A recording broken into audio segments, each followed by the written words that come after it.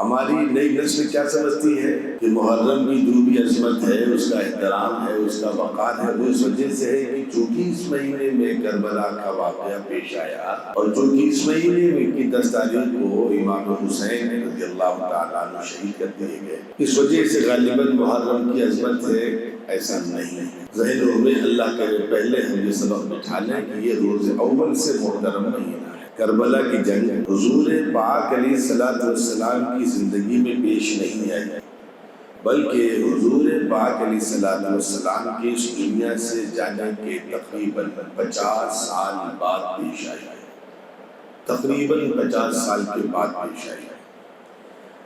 تو حضور کے دور میں اس کی جو اہمیت تھی وہ پیچھے سے چلی آ رہی تھی، کربلا تو ابھی تھا ہی نہیں، اور حضور کے بعد بھی 50 سال تک جو حضرات صحابہ تھے وہ بھی اس کا احترام کرتے تھے، ابھی کربلا نہیں ہوئی۔ ایک بہت بڑی جو غلط فہمی ہمارے یہاں رہی کہ کربلا کی وجہ سے، کربلا کی جنگ کی وجہ سے، حضرت حسین رضی اللہ تعالیٰ عنہ کی شہادت کی وجہ سے غالباً اس مہینے کو کوئی اہمیت حاصل ہے۔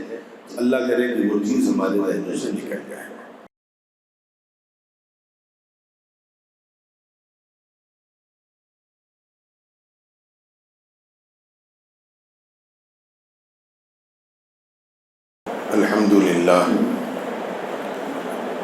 الحمدللہ رب العالمین، والصلاة والسلام علی سید المرسلین محمد وآلہ وصحبہ اجمعین ومن تبعهم بإحسان إلی یوم الدین، اما بعد۔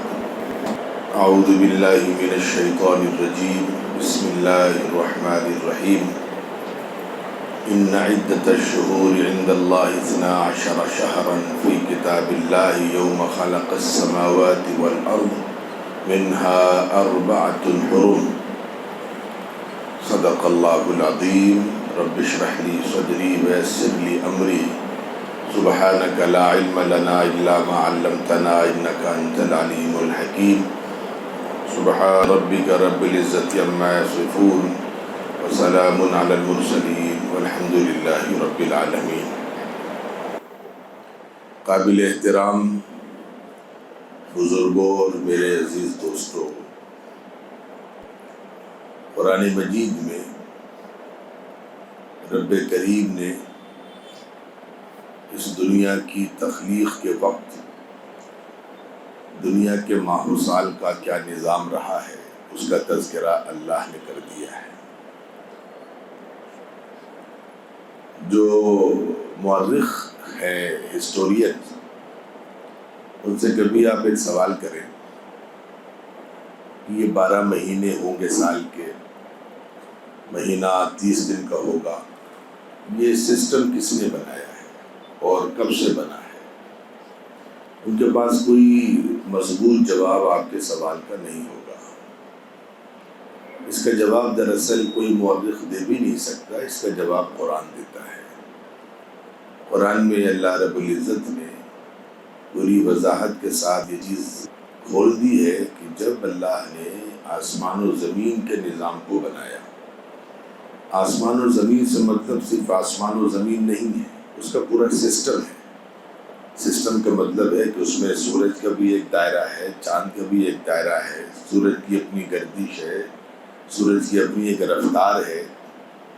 سورج کی رفتار پر اللہ نے گرمی اور سردی کے نظام کو جوڑ رکھا ہے، تو اسی موقع پر اللہ رب العزت نے آسمان و زمین کے ساتھ ساتھ اس پورے سسٹم کو بھی اللہ نے ہی بنایا۔ اور پھر سال 12 مہینے کا ہوگا، یہ بھی اللہ نے ہی بنایا، یہ کسی دوسرے مورخ یا کسی بادشاہ کا بنایا ہوا قانون یا نظام نہیں ہے۔ پھر اس میں اللہ نے ایک اعلان کیا، منہا، سال کے 12 مہینے ہیں، منہا 4 حرم، 4 مہینے اس میں محترم ہیں، عزت والے ہیں۔ 4 مہینے، 3 مہینے تو کانٹینیو آتے ہیں۔ جو مہینہ چل رہا ہے یہ، اس کو ہم محرم الحرام کہتے ہیں۔ پھر اس کے پیچھے والے 2 مہینے، اگر پیچھے سے آپ آئیں تو عید جس مہینے میں پڑتی اس کو شوال کہتے ہیں۔ اس کے بعد گن لیجئے ذی قعدہ، ذی الحجہ اور محرم، یہ 3 مہینے کنٹینیو ہیں۔ جن کو محترم کہا گیا ہے. ایک مہینہ رجب کا ہے، وہ بعد میں آتا ہے، بیچ میں گیپ ہے. یہ 3 مہینے کا جو سلسلہ اللہ نے رکھا ہے اس میں بہت ساری اللہ کی اپنی حکمتیں ہیں.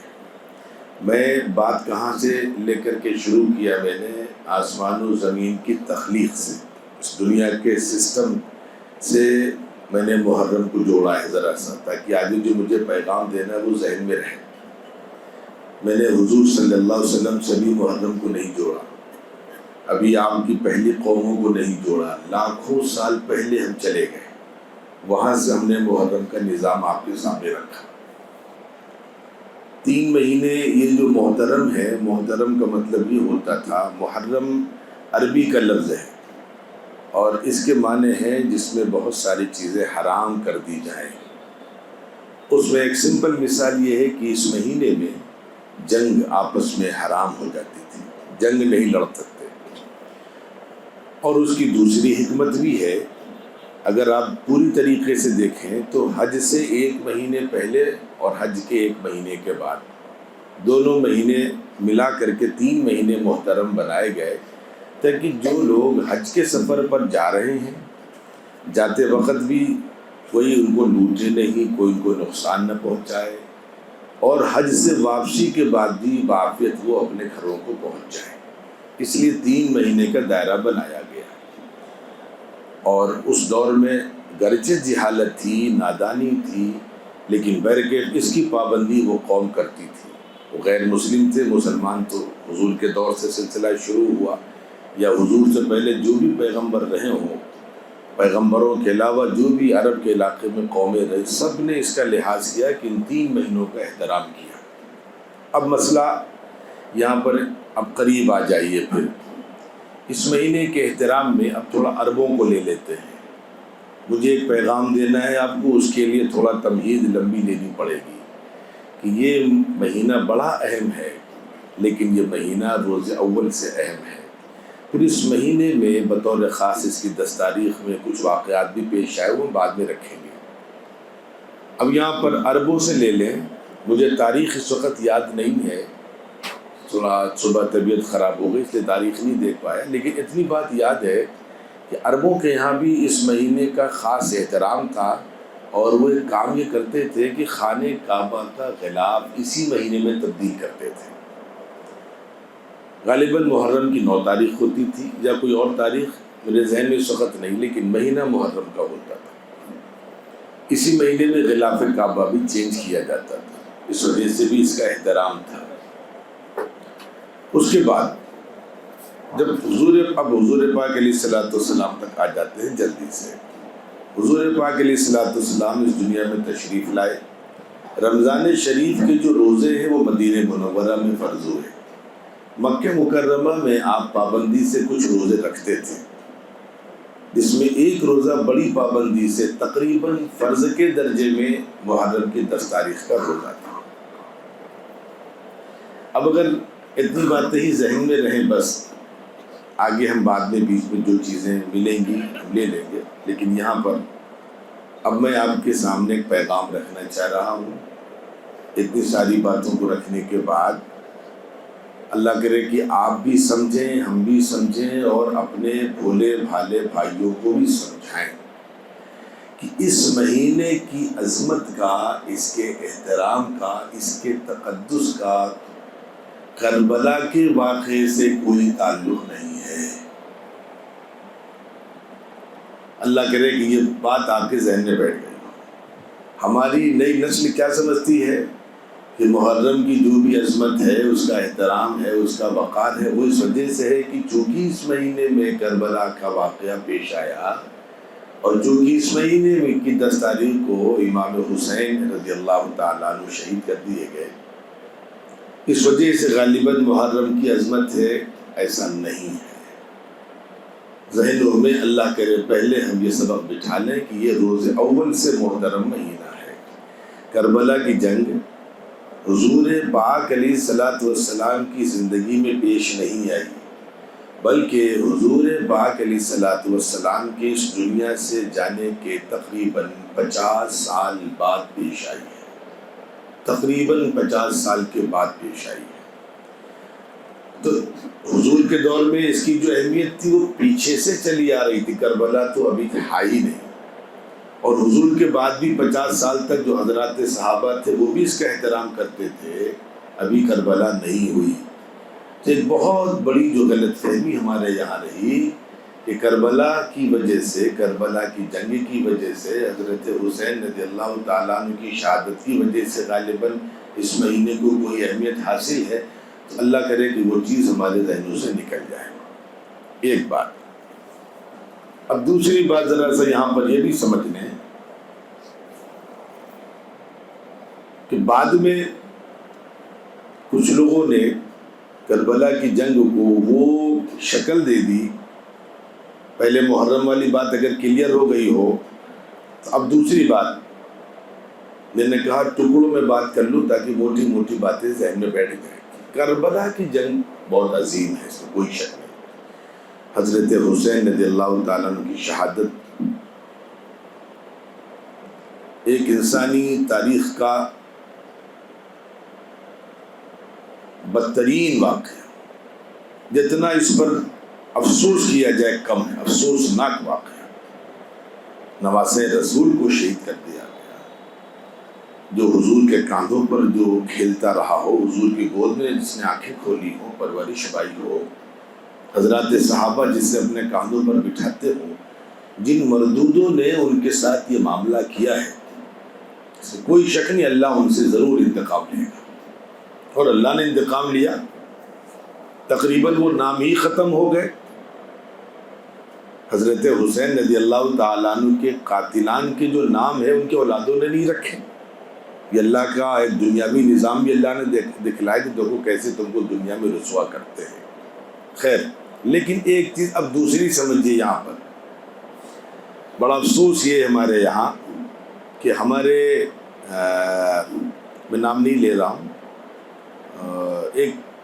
ایک باقاعدہ ایک طبقے نے کربلا کی جنگ کا واقعہ اور اس کا تذکرہ اور اس کا مرثیہ اور اس کی مجلسیں اس قدر پابندی سے اتنی زیادہ سال بھر اس کے سلسلے کو زندہ رکھا کہ مسلمان کا جو بچہ ہے یعنی نئی نسل وہ سمجھتا ہے سب کچھ یہی ہے، بس اسلام میں یہی ایک جنگ ہوئی ہے بس، اور سب سے اول آخر سب سے افضل یہی جنگ ہے۔ اب یہاں پر ایک چیز سمجھ لیں کہ جس جنگ میں حضور پاک علیہ الصلوۃ والسلام بنفس نفیس شامل رہے ہوں وہ جنگ سب سے افضل ہے۔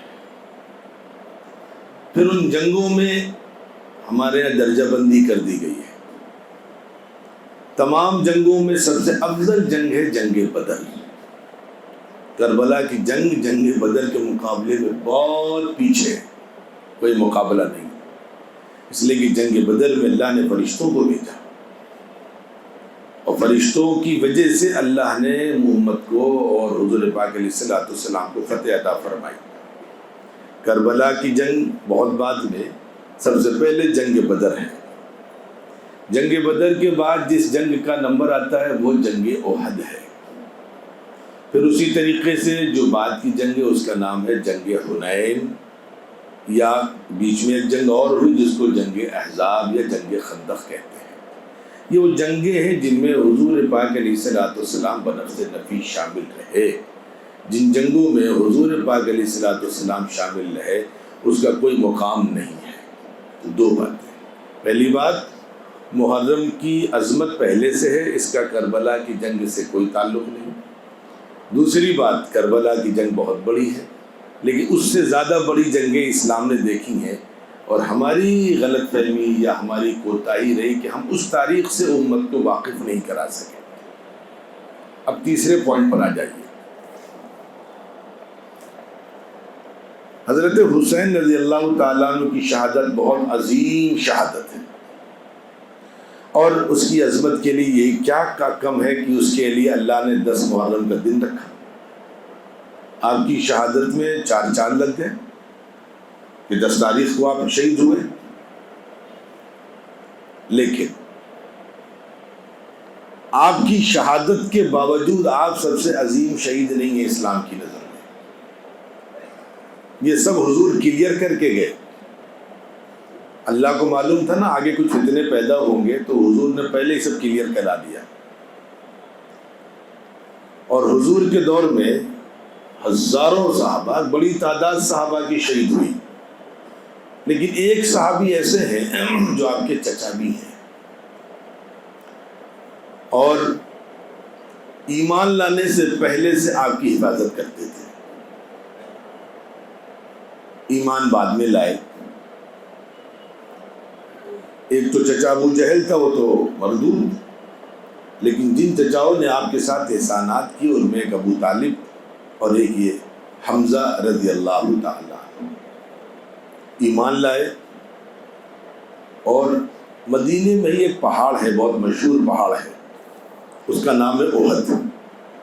وہاں پر جنگ لڑی گئی اور کفار مکہ کی ہمت کی بات ہے کہ مدینے سے تقریباً مکے کی دوری 500 کلومیٹر ہے، کم و بیش. اس دور میں 500 کلومیٹر جا کر کے حملہ کرنا تو ہمت کی ہی بات ہے. لاؤ لشکر کے ساتھ جنگ بدر کا انتقام لینے کے لیے یہ کافر وہاں سے مکہ مکرمہ سے پورا لشکر لے کر مدینے پہنچ گئے. اللہ کبھی آپ کو توفیق دے تو آپ دیکھیں گے روضے رسول سے جب نکلیں گے تو وہ حد سامنے دکھائی پڑتا ہے. دوری تو مجھے نہیں معلوم کتنی، جو بھی 2-4 کلومیٹر کی ہو، لیکن سامنے سے مسجد نبوی کے سامنے سے 22 یا 25 نمبر دروازے پر آپ کھڑے ہوں گے تو وہ پہاڑ سامنے دکھائی پڑے گا. اس جنگ کی تفصیلات نہیں بھیجنی، بس خالی میں محرم کے حوالے سے رہوں گا، کربلا کے حوالے سے. اس جنگ میں حضرت حمزہ رضی اللہ تعالیٰ عنہ شہید کر دیے گئے. اور شہادت کے بعد ایک خاتون ہے جن کا نام ہے ہندہ. انہوں نے ایک غلام تھا جن کا نام تھا حبشی، وحشی. وہ ان کے کچھ ایگریمنٹ ہوا ان سے، بعد میں خیر سب ایمان لائے. بات کی بات نہیں وہیں پر، چنانچہ انہوں نے پیچھے سے حملہ کر کے ان کو شہید کر دیا. عربوں میں پیچھے سے حملہ بہت ہی معیوب بات تھی، بزدلی کی بات تھی. پیچھے سے حملہ، بہادر ہو تو سامنے سے آؤ. امیر حمزہ بہت بہادر تھے، لیکن کیا پتہ پیچھے سے کوئی حملہ کرے گا. برکیف حملہ کیا گیا، وہ شہید ہوئے. مسلمانوں کو خلاصہ کہہ رہا ہوں کہ بعد میں مسلمانوں کو اس جنگ میں شکست ہوئی، لیکن ہندہ گئی. ہندہ نے اس سے دوسرا غلط کام یہ کیا کہ حضرت حمزہ کے کان کاٹے، سینہ چاک کیا، آنتیں نکالی، اس کو چبایا. غصہ تھا کچھ. اور جب حضور پاک علیہ الصلوۃ والسلام کو یہ چیزیں دکھیں تو آپ کو شدید تکلیف ہوئی، بہت آپ کو صدمہ ہوا. ایک موقع کے بعد وہ ہندہ اب رضی اللہ تعالی عنہ ہو گئی، اخیر میں ایمان لے آئی.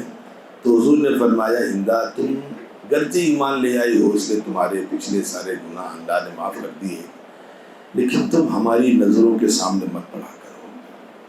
تم کو دیکھ کر ہمیں اپنے شہید چچا کی یاد آ جاتی ہے، میرا غم دوبارہ زندہ ہو جاتا ہے. ایسا نہ ہو کہ پیغمبر کو غم دینے کا وبال کہیں تم پر پڑ جائے. یہ حضرت امیر حمزہ رضی اللہ تعالیٰ عنہ ہے. ان کو حضور پاک علیہ الصلوۃ والسلام نے بہت سے صحابہ کو بہت سے نام دے دیے تھے. جیسے ایک نام عشر مبشرہ ہے، 10 صحابہ ہیں کہ یہ جنتی ہیں، ان کو عشر مبشرہ یہ حضور نے دیا. حضرت خالد ہے، ان کا نام سیف اللہ، اللہ کی تلوار، یہ حضور نے دیا. ایسے ہی حضرت امیر حمزہ رضی اللہ تعالیٰ عنہ کو حضور پاک علیہ الصلوۃ والسلام نے جو نام دیا ہے وہ نام ہے سید الشہداء، یعنی تمام شہیدوں کے سردار ہیں حضرت حمزہ رضی اللہ تعالیٰ. اب یہاں پر 2 باتیں سمجھ لیجیے گا. حضرت حسین رضی اللہ تعالیٰ عنہ کی شہادت بہت عظیم، لیکن حضرت حمزہ کے مقابلے میں بہت پیچھے. اب یہاں پر آ جائیے پوائنٹ پر.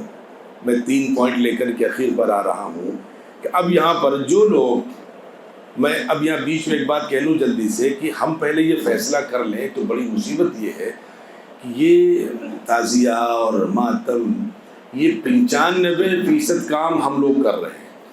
اہل سنت والجماعت اور سنی برادری کر رہی ہے. شیعہ کرتے ہیں وہ ان کا معاملہ ہے، وہ کیوں کرتے ہیں وہ جانے، لیکن ہمیں نہیں کرنا ہے اس لیے کہ ہمارے یہ چیز نہیں ہے. اب وہ کیوں ہمارے یہاں نہیں، اس کے لیے ہمارے پاس دلیلیں ہیں، ہمارے پاس بیس ہیں، پوائنٹس ہیں۔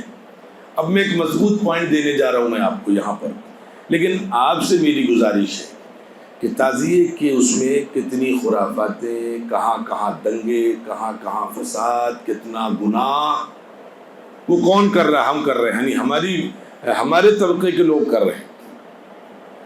اور میں بیچ میں ایک بات کہہ دوں جلدی سے کہ آپ کا تعلق کسی بھی مسلک سے ہو، دیوبند سے ہو، بریلی سے ہو، کہ چھوچھا سے ہو، ندوے سے ہو، کہیں سے ہو، آپ جاؤ ہر جگہ جا کر فتویٰ لے آؤ، میری بات پہ یوں یقین مت کرو۔ بریلی سے فتویٰ لاؤ، کہ چھوچھا سے فتویٰ لاؤ کہ کیا تعزیہ بنانا اور اس کے پیچھے جانا اور طواف کرنا، اس سے منت مانگنا، نذر و نیاز مانگنا جائز ہے یا ناجائز ہے؟ جو لوگ کر رہے ہیں اتنا تو کریں کم سے کم۔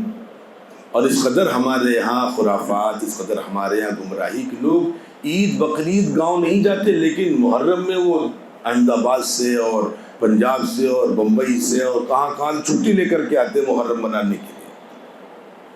اللہ تعالیٰ حفاظت فرمائے، میں بہک نہ جاؤں، ٹائم کم ہے، مجھے پورا پیغام دینا ہے، پوائنٹ ٹو پوائنٹ چل رہا ہوں، اب آ جائے جلدی سے۔ ہم کیوں نہیں کرتے؟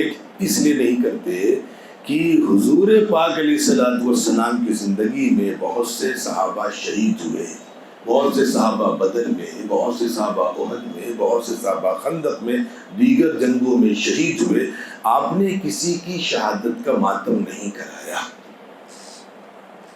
اور اب آپ کہیں گے نہیں وہ سارے شہید چھوٹے درجے کے ہوں گے، یہ تو میں نے پہلے ہی کہہ دیا کہ نہیں، سب سے بڑے شہید تو وہی ہے حضرت حمزہ رضی اللہ تعالیٰ۔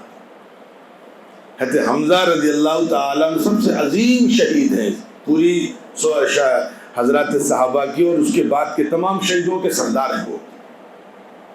تو جب شہیدوں کے سردار کا ماتم نہیں کرایا، دیگر ایک نام، ایک لمبی فہرست ہم یاد نہیں کر سکتے، اور حضور کے بعد حضرات صحابہ نے بھی کسی شہید کا ماتم نہیں کیا، اس لیے ہمیں بہر کے یہ ماننا ہے کہ حضرت حسین سے محبت، عقیدت اور آپ پر ایمان یہ ہمارا شرعی فریضہ ہے، لیکن ہم وہ کریں گے جو انہوں نے کرا، اور جو انہوں نے نہیں کرا وہ ہم نہیں کریں گے۔